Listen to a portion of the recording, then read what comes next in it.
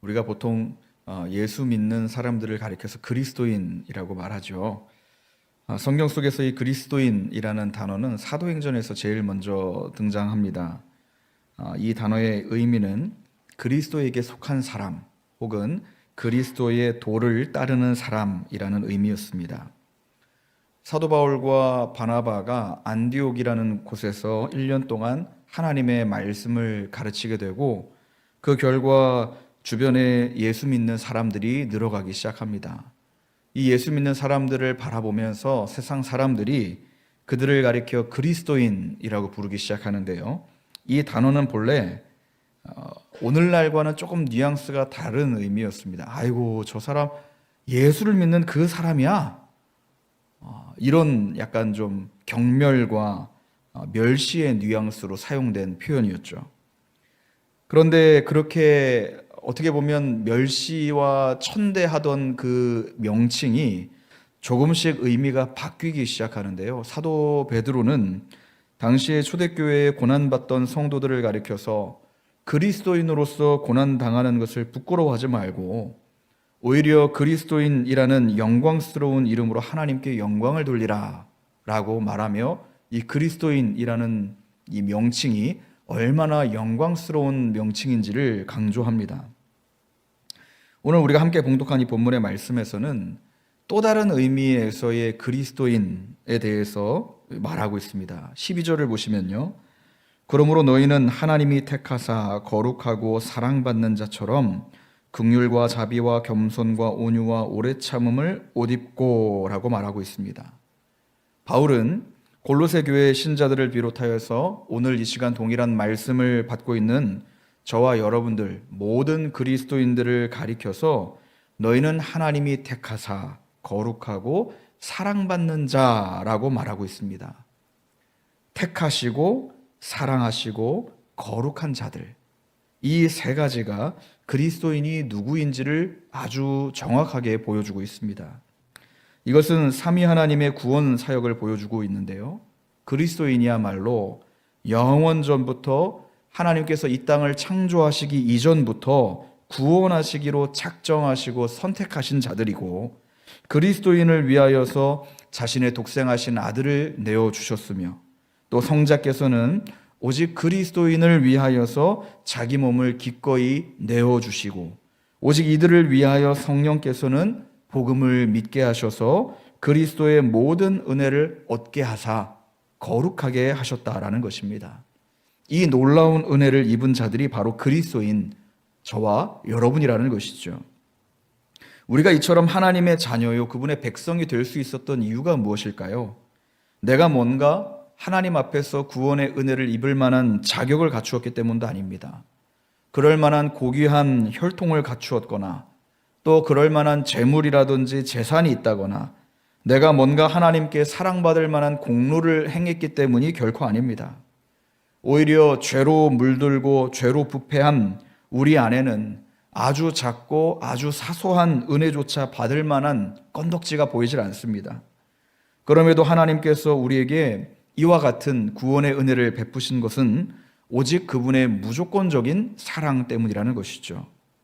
마태복음을 보면 예수님께서 천국 비유를 말씀하시면서 혼인잔치 비유를 드십니다. 어떤 주인이 혼인잔치를 열었습니다. 그리고 이에 두루 다니며 사람들을 잔치에 초청을 하죠. 그런데 초청을 받은 사람 대부분은 자신의 삶이 바쁘다는 핑계로 그 초청에 응하지 않습니다. 이제 시간이 되어서 잔치는 시작이 되었습니다. 주인은 빈자리를 바라보면서 종들을 보내어 잔치의 빈자리를 채우라라고 명하죠. 이에 종들은 본래 잔치에 들어갈 자격이 없었던 더 많은 사람들을 잔치에 초청을 하게 됩니다. 시간이 지났습니다. 주인이 이제 잔치를 둘러보는데 잔치에 합당하지 않은 사람들이 보이는 게 아닙니까? 그래서 주인은 매우 분노하며 그들을 잔치 밖으로 내쫓아 버리게 되죠. 여러분, 초청된 사람들 중에 어떤 사람들은 잔치에 들어가게 되고 또 어떤 사람들은 잔치에 쫓겨나게 됩니다. 그리고 밖에서 슬피 울며 이를 갈게 되죠. 똑같이 자격이 없었던 사람들입니다. 똑같이 종들에 의해서 초대를 받은 사람들입니다. 여기에는 어떠한 구별도 없습니다.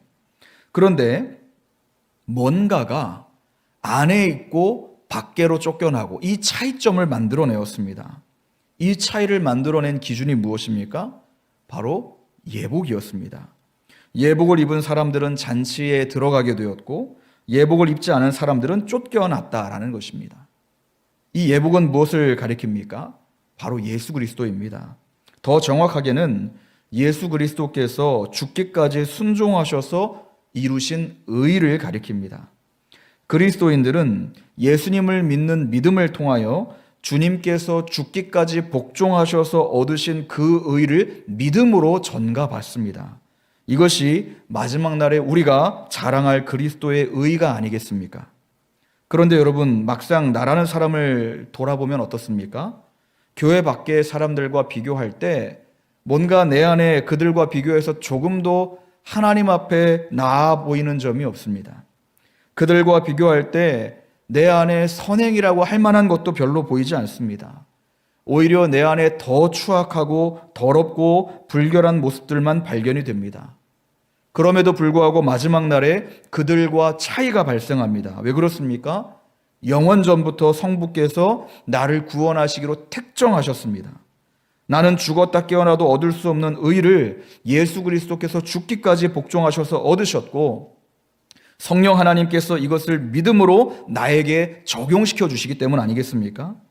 그렇기에 나는 죄인이지만 내가 입고 있는 그리스도의 의의 옷으로 인해서 하나님의 심판대 앞에서 무죄 판결을 받게 되는 것이죠. 나는 영원 형벌을 받아 마땅한 죄인이지만 그리스도로 인하여 존귀하신 하나님의 자녀로 받아들여지는 것입니다. 여러분, 이 사실을 믿으십니까? 여기서 우리가 기억해야 할 것은 무엇입니까? 우리가 그리스도의 의의 옷을 입고 있다는 사실입니다. 이 옷은 내가 만들 수 있는 옷이 아닙니다. 내가 이룰 수 있는 옷도 아닙니다. 그래서 이 옷은 예수 그리스도의 옷입니다. 우리가 믿음으로 선물을 받은 옷이라는 것이죠. 12절 후반부를 보시면 긍휼과 자비와 겸손과 온유와 오래 참음을 옷 입고 라고 말씀하는데 이 성품들이 바로 예수 그리스도의 성품을 가리킵니다. 즉 삼위 하나님의 구원의 은혜를 입은 자답게 그리스도의 성품대로 그리스도인답게 새 옷을 입은 자답게 살아가라라는 것입니다. 그렇다면 여러분, 새 옷을 입은 자들의 특징은 무엇일까요? 그리스도인이 취해야 할 삶의 자세가 무엇입니까? 이 시간 두 가지를 말씀드리려고 합니다. 그리스도인이 취해야 할 삶의 자세, 첫 번째는 형제를 용서하는 삶입니다. 13절 시작은 누가 누구에게 불만이 있거든 이라는 말로 시작합니다. 우리가 읽었던 한글 성경에는 불만이라고 번역되어 있지만 원어로 보면 비난, 힐난과 같은 강한 어조의 단어가 사용되고 있습니다. 생각해 보시면 우리는 아주 친근한 사이에서도 불만을 품기가 쉽지요. 뭔가 내가 기대하는 만큼 상대가 나에게 해주지 않거나 친절한 친구가 어느 날 갑자기 나에게 좀 불친절하게 대하거나 혹은 일이 내 마음대로 진행되지 않을 때 우리는 쉽게 마음 가운데 불만을 품습니다. 그리고 그 품었던 이 불만의 씨앗들이 점점 자라나기 시작하고 상대를 향한 비난과 조소로 이어지게 되죠.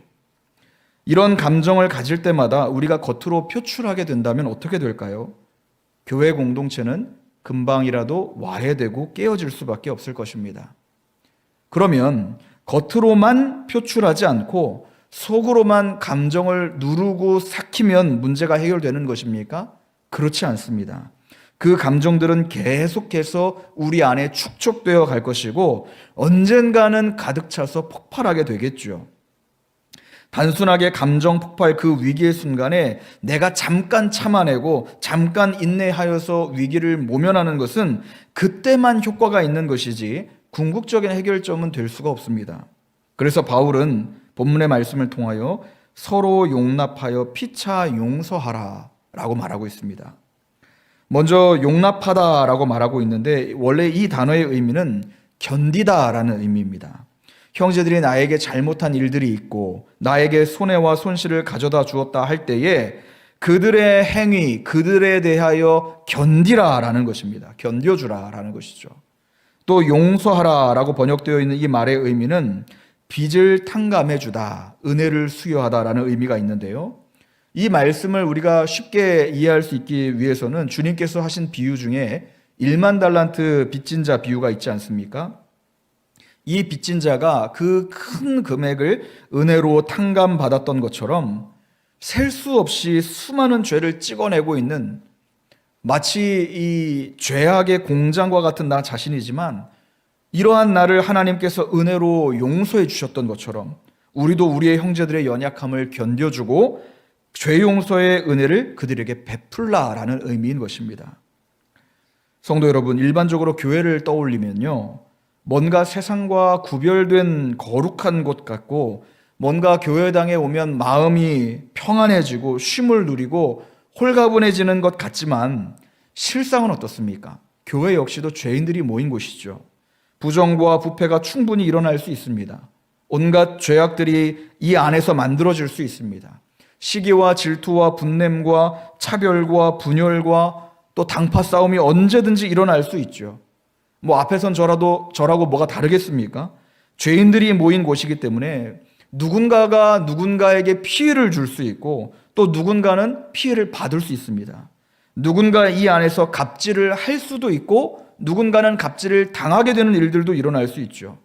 누군가는 감정적으로 공격을 했을 수도 있고 누군가는 이것 때문에 마음이 상하고 힘들 수도 있습니다. 이런 일들이 교회 안에서 일어나는 것은 어찌 보면 당연합니다. 죄인들이 모인 곳이기 때문에 그렇죠. 세상의 동호회나 친목 단체들에서 이런 일이 일어난다면 그냥 떠나면 그만이죠. 마음에 안 드는 사람이 있다면 그 사람과의 모든 관계를 그냥 정리하면 그만입니다. 그러나 교회는 그렇지 않습니다. 그리스도인은 세상 사람들과 달라야 하는 것이죠.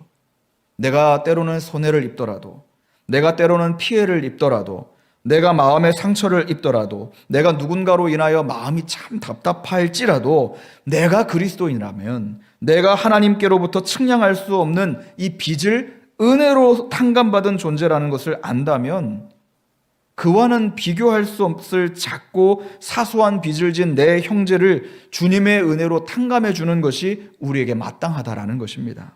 왜 그렇습니까? 우리가 그것과 비교할 수 없는 은혜를 하나님께로부터 받았기 때문이죠. 물론 1만 달란트 비유에서도 기록되어 있습니다마는 이 큰 은혜를 탕감받은 종이 자신에게 100데나리온 빚진 자를 용서해 주지 못해서 멱살을 끌고 이러는 모습들을 우리가 비유를 통해서 보았습니다. 물론 100데나리온이라고 하면 오늘날 가치로 환산하면 약 1,000만 원 정도가 되는 결코 작은 돈이 아닙니다. 누군가에게는 정말 큰 돈이고 정말 필요한 돈입니다. 교회 공동체 안에서 생활하면서 내가 다른 형제들로부터 받는 상처나 괴로움이나 아픔, 결코 작은 상처가 아닐 줄 모릅니다. 나의 신앙생활을 뒤흔들 만큼 아픈 문제이기도 하고 실족하고 넘어질 정도로 괴로운 문제로 다가올 수 있습니다. 그토록 내가 받은 상처가 아프고 내가 입은 피해가 막심하다 할지라도 그럼에도 우리가 그들을 용서해야 하는 이유는 내가 받은 것과는 비교할 수 없을 정도의 극심한 죄를 우리가 하나님께로부터 용서함을 받았기 때문 아니겠습니까? 그러므로 성도 여러분, 내 양 옆에 누군가로 인해서 혹시 상처를 받은 분 계십니까? 어떤 성도로 인하여서 마음에 근심이 있는 분들이 계십니까? 그 성도로 인해서 때로는 내가 물질적인 손해도 좀 입었고 마음에 큰 짐을 얻은 분들도 계십니까? 그럴지라도 주님께서 나의 죄를 참아주시고 용서해 주신 것을 기억하여 그 형제에게도 동일한 은혜를 베푸시기를 바랍니다. 형제의 연약함에 대하여 인내하고 오래 참아줄 수 있는 여러분들 되시기를 바랍니다. 때로는 그 형제가 나에게 악을 행했다 할지라도 그를 내가 마음으로 품어주고 그를 위해 사랑하는 마음으로 기도해 줄 수 있는 여러분들 되시기를 바랍니다. 이것이 그리스도인이 취해야 할 삶의 자세입니다. 늘 형제를 품어주고 용서할 수 있는 우리가 되어야 하지 않겠습니까? 그러나 여러분, 이것은 앞에서 말씀드렸다시피 결코 쉬운 일이 아닙니다. 누군가의 허물을 덮어주고 용납하고 용서해 주는 것이 정말 때로는 감당하기 벅찬 순간들이 있습니다.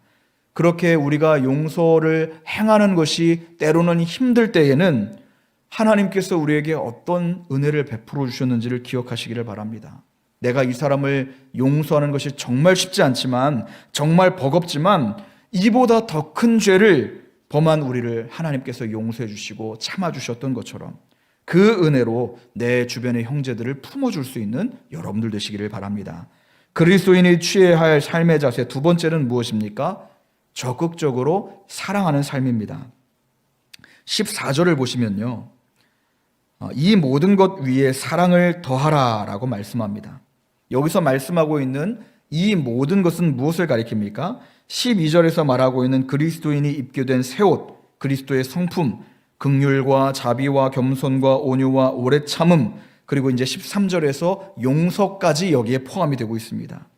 하나님의 놀라운 구원의 은혜를 입어서 그리스도인이 된 우리는 이제는 이전 것은 지나갔으니 보라 새 것이 되었도다 라고 하시는 이 선언대로 새로운 피조물로서 그리스도의 성품대로 이제는 새로운 삶을 살아가야 합니다.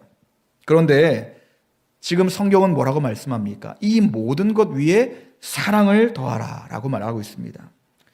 여러분 한번 생각해 보십시오. 사람들 사이에 용서를 할 때 사랑이 없는 용서가 가능합니까?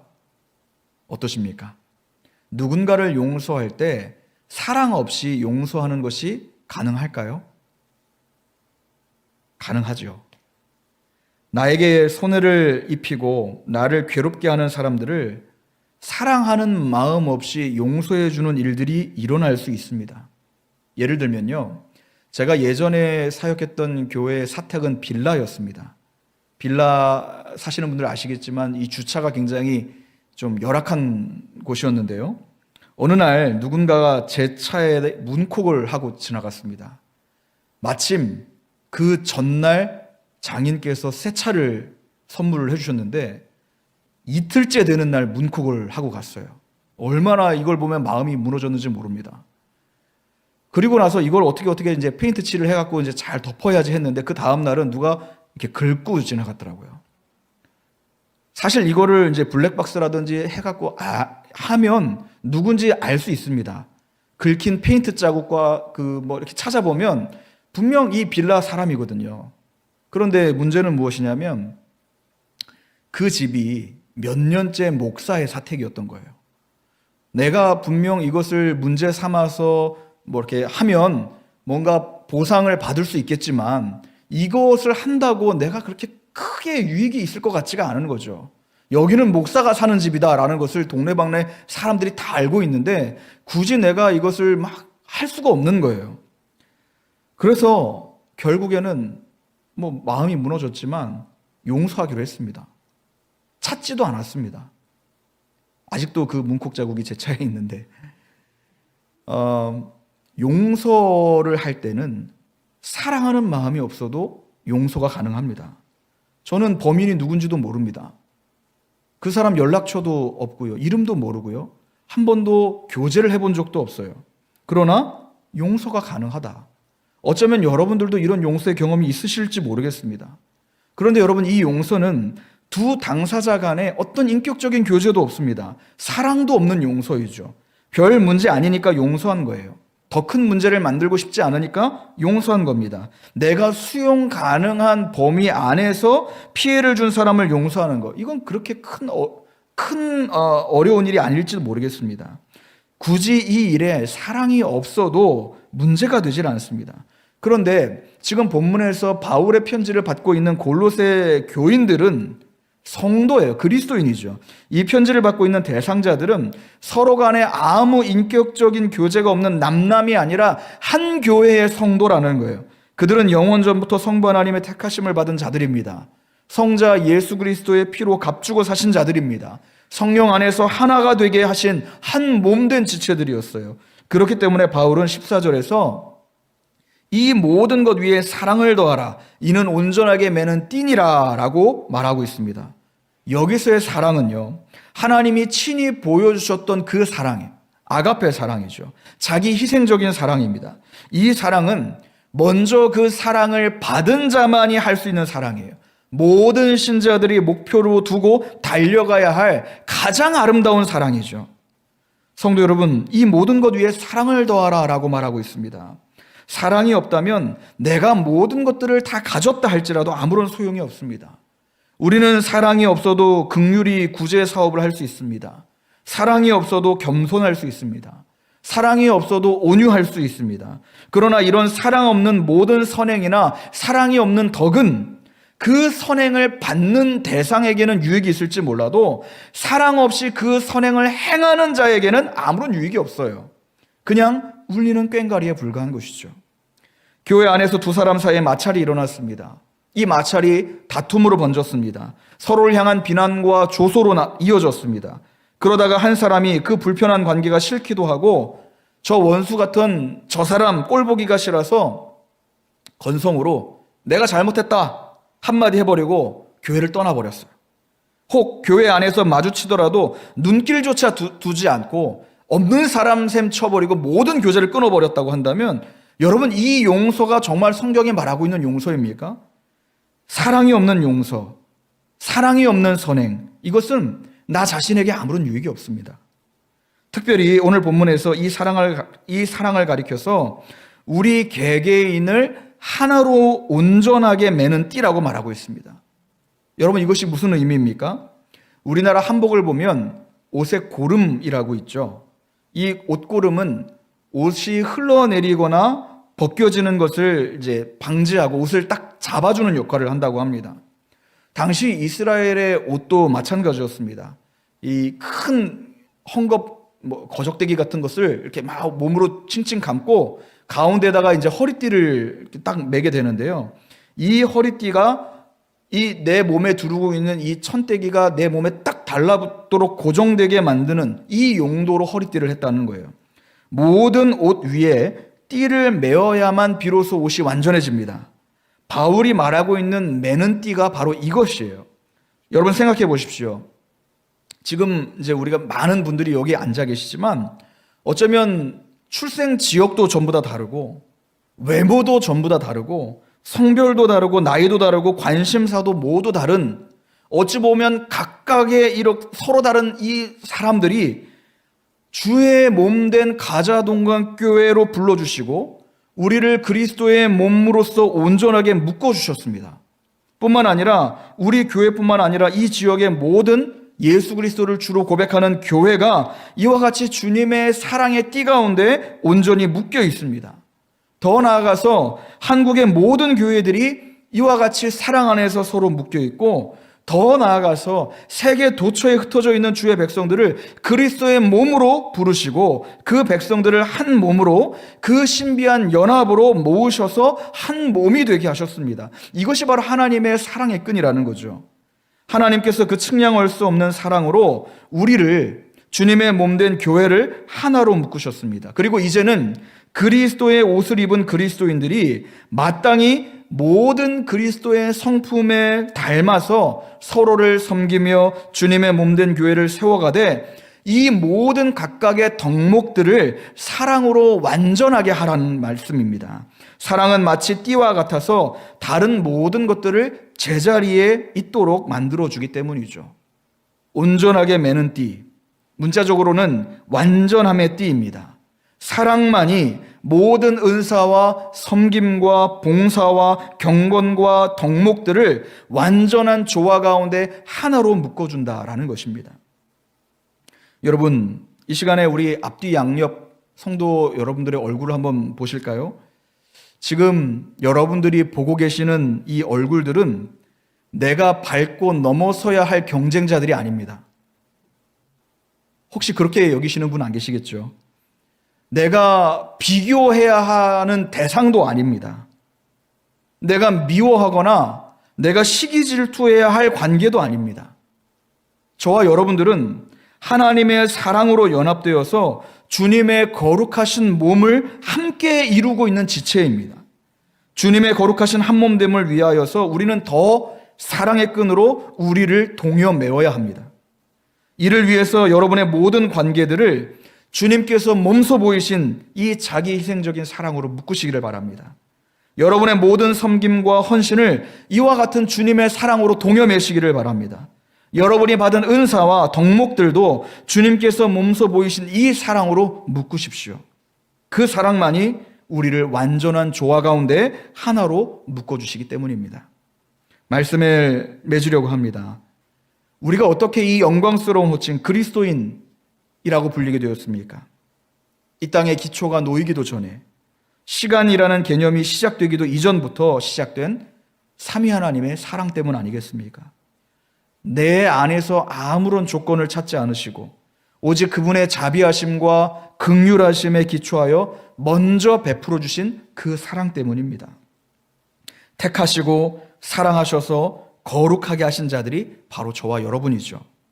이와 같이 놀라운 구속의 은혜를 입은 자들은 이제는 그리스도인답게, 새 옷을 입은 사람답게 살아가야 합니다.